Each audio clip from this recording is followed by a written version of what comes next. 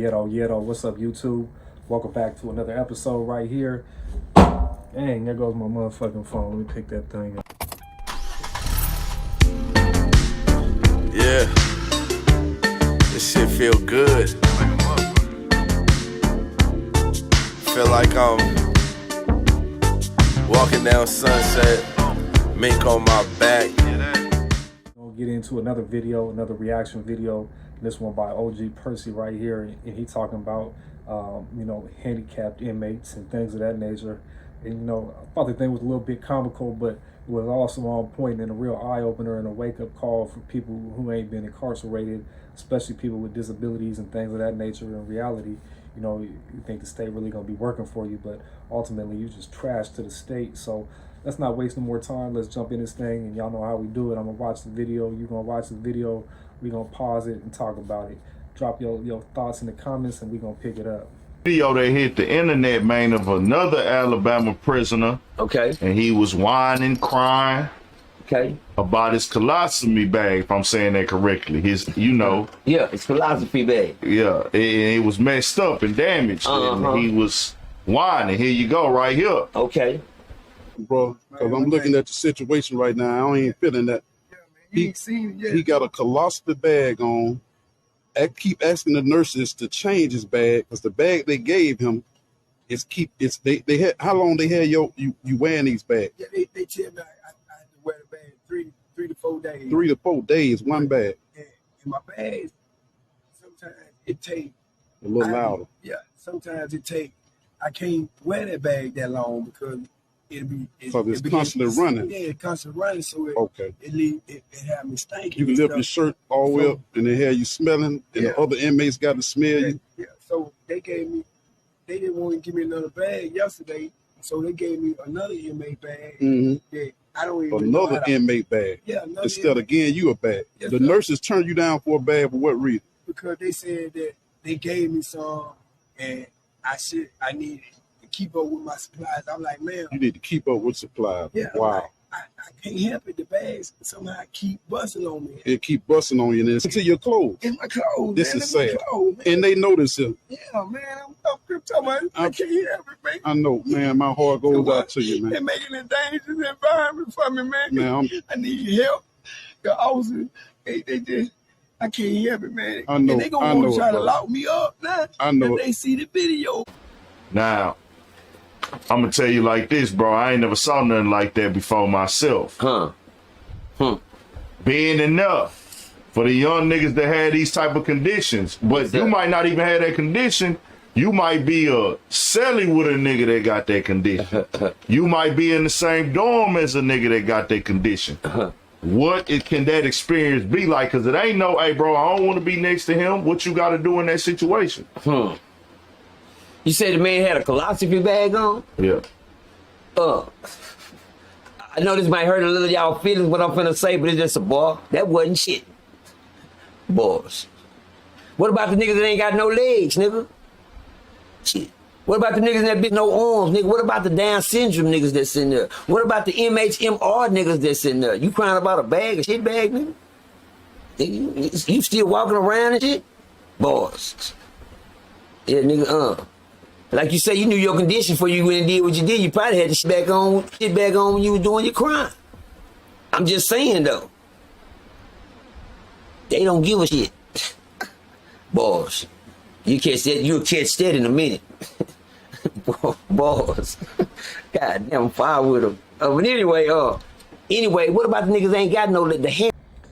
You keeping it 100% accurate right there. You was out there committing them crimes with that colostomy bag. You wasn't thinking about that. Now you in prison. Now you crying about it. And motherfucking, it's a fucked up situation. But you keeping it 100% funky right there, because ultimately now, what the state's supposed to do for you? They supposed to break their neck and attend to you. Nah, you state property. You done traded off them freedoms and them luxuries right there, and now you at the bottom of the bottom right here.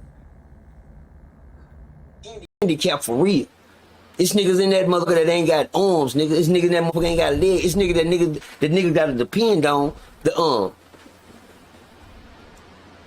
to help them out in that motherfucker. He worried about the nurses and the doctor. They don't give a fuck about you in the system. You shouldn't say, you in there. When they get to it, they'll get to it, my nigga. Other than that, nigga sit in that shit and wallow in it. You gotta be still. Nigga try not to eat too much. Slow down on your eating. You know how your bag fill up. Slow down. You know, you sitting there studying, eating that commissary, eating them noodles and shit. You know that shit coming through your bag. You know they ain't gonna change in 3 days. Quit spreading. Hey. Sad to say, but nigga, you got it good. You just got a shit bag on. It's niggas that need help to get out the bed in the morning. It's niggas that motherfucker that got no legs, but they gotta sleep on the top and bunk, nigga. They gotta get down every motherfucking day. They need help. They need help, nigga. You trying? See, while I was incarcerated, they had people with disabilities that were in like wheelchairs and things of that nature, and they always gave them first tier, bottom bunk. You know, if you was in a bottom bunk, you know, and somebody that needed that bottom bunk that had a disability was coming in, they push you to the top. I've never seen somebody with a disability get on top because that's a lawsuit. You know, it's a lawsuit waiting to happen. You know, motherfuckers in prison, they love to send some lawsuits. But, you know, ultimately, while I was incarcerated, they had a job that paid more than state paid to be able to push these wheelchair people around. You know, you push them to child, push them back from child, push them to med whenever you need them. And you was like, you know, an assistant to the person. And usually at a lot of the facilities I was at, like the first 2 cells on the bottom tier, left side and right side, they'd be for the handicap right there. But yeah, there'd be a whole facility too for people with like really bad issues and things of that nature. And he right though, you know what I mean? Like, you just got a colostomy bag. There's people in there with all kinds of, you know, things. Leg them blew off, you know, handicap, whatever it may be. But the state don't give a fuck about you. They don't give a fuck about if you're sick. They'll let you die up in that thing. And ultimately, you go see the nurse and you complain about these things, they're gonna charge you X amount of money to go see the nurse. And they more than likely just gonna give you some motherfucking Advil and some motherfucking, like you said, tell you drink some water, be still, and, you know, wait and see if the situation gets worse. And the only time they really gonna do nothing is if you really is there dying. They might help you then, but it's all bad to be sick behind them walls for sure. What about kid bag? How they gonna get you to child hall, nigga? Are you gonna push them? Or they gonna have to just wheel themselves down there fast as they can get there? Or you gonna help them with the shit bag on? Nigga crying for help but ain't giving no help. This nigga, that motherfucker need more help than that shit bag he got on. Man, and that's real talk. I seen it. I seen niggas, and the sad thing about it, Tales from a Crip on Urban Politician. Them niggas there with handicap conditions, nigga, you just pray. Shit, you better pray, nigga. You better pray. You better do a lot of pray, cause you niggas are pray. You niggas are food in there. You niggas worse than the white boys when they throw them over there in them cells. Nigga, you handicapped. You need help. And guess what? The officers can't help you. They gotta go home. Shit. They got a life of their own, nigga. You in prison. Their job is not to help you. Prison is not there to rehabilitate no motherfucking body. You gotta do that yourself, my brother. Oh, it's just like that record. Can I listen to your album? Oh no, my brother. You gotta get your own. Yeah. You gotta do your own time. That's real shit though. Prison ain't there to rehab nobody. Prison is a warehouse. And that's what you're gonna do. They sit there, they say you're there for 10, 15, 20, 30 years. You're just a warehouse. When I got sentenced, the judge told me that it's the warehouse. You're gonna be warehoused here for X amount of years. He ain't lying. But as far as you being handicapped and being prey, at least where I was incarcerated at, the only way you would ever be prey is if you really had some kind of funny case. And some majority of the time, I guess, with people with disabilities and in wheelchairs, they was in there for some weird shit. So yeah, they was getting extorted, and most of the time they would be the white dudes that was extorting them. You know what I mean? I ain't see too many Mexican handicaps and you know, like black handicaps, more whites, and the white boys, yeah, they gonna be extorting the shit out of somebody handicapped like that. I mean, you need help. You would prey on that shit, especially in prison. Your own condition you in. You know you got a handicap, sit your ass down. I know niggas out here getting caught with guns and pistols and dope and all type of shit with no legs. Rolling, they look like Snoop Dogg in that mother trying to get away from the laws in this mother. Niggas in there, Tales from a Crip, nigga. I knew a nigga that was handicapped on the Rick, yo. He had got into it with a nigga in an argument at the knock table. The nigga he got into it with said he was gonna whoop the nigga in the wheelchair. Now, cuz ain't gonna put the nigga in the wheelchair, shit. That nigga meant that. You handicapped, that don't mean shit, nigga. The rules don't change for no motherfucking body. Respect is respect. If you get into it with a nigga, that's the nigga you done got into it with. Shit, like I already told Urban my rules, shit. I see. Better mind my business. Wheelchair go flying across that. God damn. Nigga took the man wheelchair and threw the motherfucker after he done slapped him in the wheelchair. Bam! Nigga went down and the nigga took his wheelchair and slung that motherfucker across the rec yard.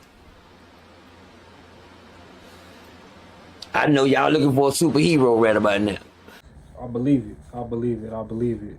Because in prison, everything is about respect. So no matter if you old, motherfucking handicapped, if you done got into it with somebody and that respect has been broken, and you had told them you was gonna do anything, or they, believe me, it's still coming your way, whether you're handicapped or not. At the yards I was on, if that would have happened, they'd have shot into the ground, and they told everybody to get on the ground, and they'd have been on them. But you know what I mean? Ultimately, you know, being handicapped don't save you from that. But man, when I was younger, I had a homeboy who was in a wheelchair, and he was with it, just like he was saying. You know, he had a wheelchair. He didn't let that stop him from driving. He'd be whipping with his little cane. You know, legs didn't work. He had all kinds of shit underneath his wheelchair, just be rolling it. You know, if he got into it with you, you know, he wanted just to get into the car. You know, he put him in the driver's seat, put him in the passenger seat.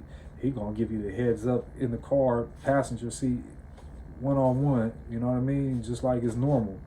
And it's crazy because that's a limitation, but I think life still goes on. If you out there committing crimes and you handicapped, prison the last place you wanna fall to. I'll tell you that much. Some things you just don't speak on. And another nigga money, you don't talk on another nigga money. You understand me? If a nigga put his ass in a position like that in a penitentiary, because one thing these niggas don't know, these niggas so slick out here, they think they so clean and slick and conniving, they go in there with them same games. You know, nigga, pick a card and all that shit, niggas. Fuck around and get your head busted. That motherfucker. You hear me? Niggas don't give a damn about your handicap. If the niggas in there don't care, the staff damn sure don't care. They really ain't gonna change my shit bag. They ain't gonna change my shit bag. Shit, but be still, I done told you. They got one thing in prison for you. Drink some water. Nigga going there with his whole goddamn head hanging out. Go to your cell and drink some water. The fuck?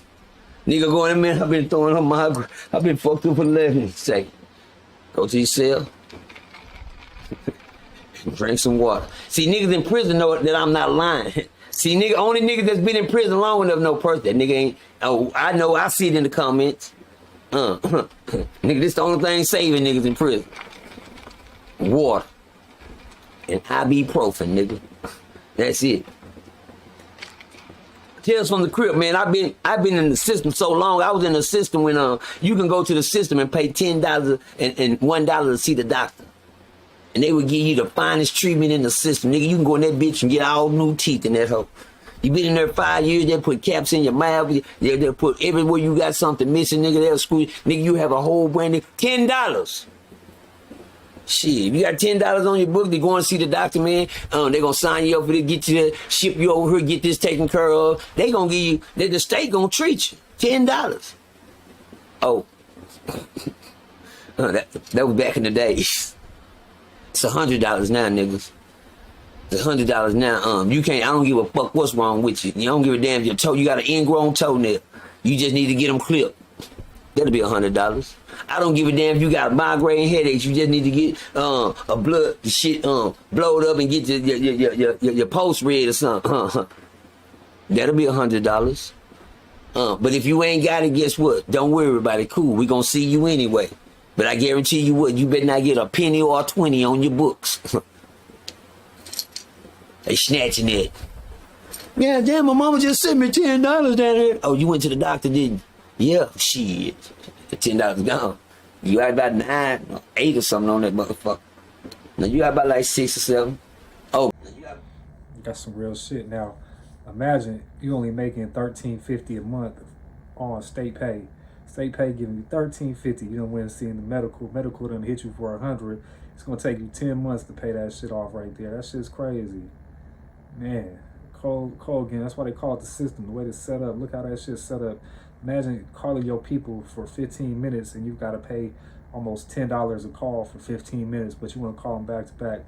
You know, order canteen, you paying $2 for a ramen that's like 20 cents at the store. Like, who sets the profit off of this? And when you start digging in even deeper and looking at the private prisons, the CCAs, and see that the people that have stocks in these these CCA prisons are also judges who are lobbying for, you know, stricter violent crime mandates. You know, they're the ones getting you more time incarcerated for a gun, because ultimately at the end of the day, longer they keep those prisons packed, they keep those private prison packs, the more those stocks and values is worth. And you know, it's a cold game because all this stuff is set up for people to slip up and fall and fail and be behind these walls.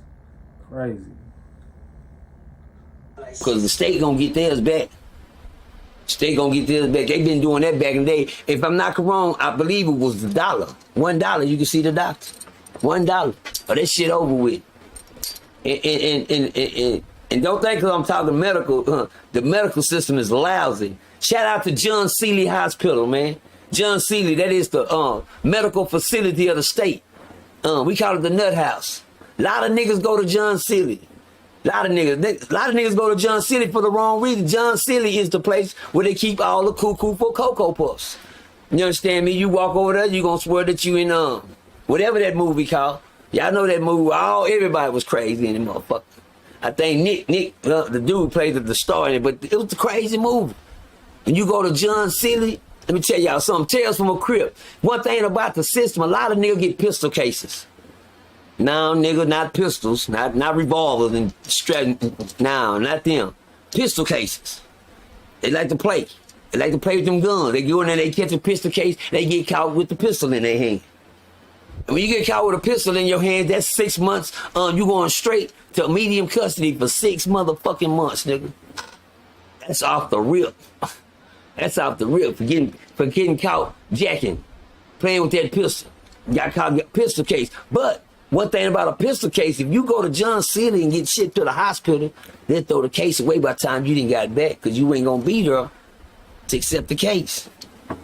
And a lot of niggas will pack their nigga with them. I'm finna go to John Seeley, nigga. I done seen niggas go to John Seeley, sane in the motherfucker. Come back, shit, insane in the motherfucker. You gonna take your medicine over there, niggas. You go over there lying saying something wrong with you, shit, everything over there is on their medicine. And you ain't going over there just because if you went over there for a case, that's cool. But you know one thing, when it's pill call, shit, nigga, you in the line, nigga. Everything over there is medically taken care of. Man, let me tell y'all this. In the penitentiary, when they call Medline, pill call, man, people get to running, and them lines is long.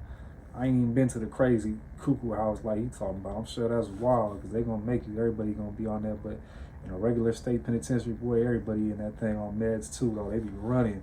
They be everybody on some psychotropic or something, you know what I mean? Just to get their time. And some people, you know, cheek them and hustle them, and that's what they hustle is they motherfucking meds, because there's somebody else that wants those meds and wants to get high on them, because that's ultimately what they do, is they get you high. And man, that ain't no reality. That turn you into a raisin of the mind. It's crazy. Here, let me see under your tongue. Open your mouth, twist your tongue around. All right, then, go ahead. Yeah. So make sure you swallow that motherfucker. Come back crazy as a bitch. They be like, damn, what's wrong with Cuz? They threw away your case. Yeah, I know. Nigga, you all right, nigga? Yeah, I'm good, Cuz. And something wrong with Cuz. They been over there to open him up. Nigga ran to John Seeley. John Seeley has it's the nut house. Every nigga, me, myself, shit, I was scared. Nigga, man, I'm gonna tell y'all something. Y'all ain't gonna even believe what I'm finna tell y'all. I was in the system for that whole 5 years, and I never, ever, not even one, caught a disciplinary action. A minor or a major case. Shit, niggas catch cases every day, B. Niggas catch cases every day. Niggas go to jail every day. Niggas catch cases walking down the hall. Niggas go to jail inside of prison every fucking day, catching cases. Minor cases, major cases. What's a minor case? You can get caught with a, man, what are you doing with this? Demonstrating a cigarette lighter, anything, any contraband case, an extra razor blade just to shave your face. Niggas, that's the case. I've never, ever caught a disciplinary action the whole time I was in the system. It was crazy. He ain't never caught no disciplinary. He was moving right because I was catching write-ups like a regular basis.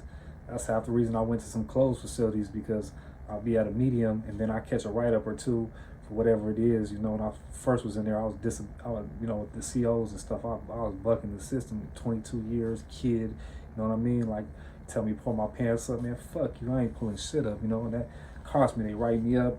You know, there was a time that we was burning ink for a little hustle. Got caught with burning some soot in there with a shakedown. Got written up for the tattoo ink and the damage to state property. Excuse me, you know what I mean? But he ain't lying. You know, what the jail inside of a prison is the hole. So like you said, you're going through the hallways and the porters are out there. You know, the porters are the ones cleaning the floors and things like that. And units are coming to and from when chow all, and you in the hallway and you passing contraband or anything like you said. It's automatic write-up. They automatically gonna put you in jail if that write-up is strong enough. You know, you have a lighter or some tattoo gun or you fighting or something, you gonna go into the jail, inside the jail, the hole. You gonna set up in that thing. He said he ain't never got no disciplinary the whole time. He done did some time. You know, that's crazy, man. And I still did all my motherfucking time. You know, disciplinaries will keep you back in there. They hold you back. You go to disciplinary, your shit go across the house and they see, oh, he's been acting up. Oh, he's a bad actor. But no, hell no, he ain't going home. You gonna do your time. But I had been so much, I didn't understand how the system was ran that I learned this time. So I took my ball and said, I ain't playing no more. You motherfuckers don't play fair. You motherfucker, I only had 5 years, bitch. I supposed to go home in 2. At least 2 years and 3 months. Shit, goddamn. What happened to the law? What happened to the 1/3 law? Y'all got me doing the 1/4 law. That's because you niggas. Why am I doing the 1/4 laws? I had to take my goddamn medicine because you've been down here too many times, Demerson. When you go across parole, you ain't made parole 1 time. You done made parole 1 time, 2 times, 3 times, 4, and you back again.